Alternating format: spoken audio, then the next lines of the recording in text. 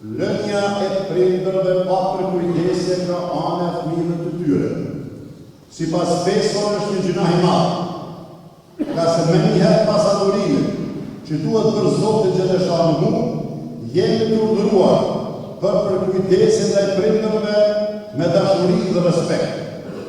Përkujdesja ndaj prindërve është një rrugë e drejtë, e cila na ofron drejt mëshirës së Zotit Xheleshanuhu. Është obligim që të sillemi mirë ndaj prindërve, nënës dhe babaj, nga se në Islam nuk ka koncept prindimi dhe prindi dy, kësë njëjtës gjini, as nën të marrë me qera, apo nën surrogate. Pra Islami është kundër modeleve të familjes që devijojnë nga struktura tradicionale dhe parimet islamit të burrit dhe gruas. Sot, pothuajse për çdo ditë kemi shumë prindër të praktikisur, të lënë e të harruar nga fëmijët e ata. Ata kanë ndjekur pa përkujdesje, gjë e cila vazhdon jetën e tyre deri në ekstrem. Pse po ndodh kjo? Këtë pyetje duhet bërë vetes dhe shoqërisë sonë.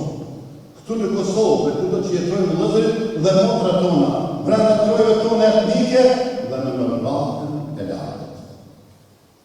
Nuk konsiderohet dhunë vetëm dhuna fizike ndaj tyre. Mos përkujdesja është një formë dhunë ndaj tyre. Askush nuk ka të drejtë ta braktisë familjen dhe të shkputë marrëdhëniet me familjen dhe baratisjen. Nëse familja është e shëndosh, e gjithë shoqëria është e shëndosh.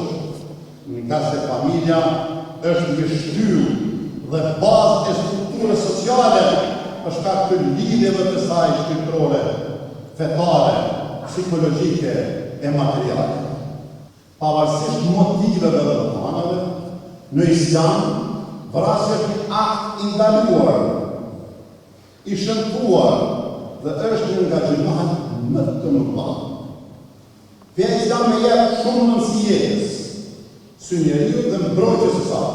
Kurani e potencon qartë ndalimin e vrasjes së tjetrit, përse në Kur'anin familjar thuhet: kush vret një njeri pa të drejtë, është sikur se të ketë vrarë të gjithë njerëzimin. Dhe kush shpëton një jetë, është sikur të ketë shpëtuar gjithë njerëzimin. Andaj, edhe një herë apelojmë për respektimin e jetës së çdo individ dhe për ndalimin e dhunës ndaj të papajshmëve. Të gjithë duhet të jemi unik për të promovuar paqen, tolerancën dhe mirëkuptimin, dhe të rreshat duhet të trajtojmë me qetësi, ndërsa zgjidhjen e tyre do të kërkojmë në rrugë institucionale e jo me vetë gjyqësi.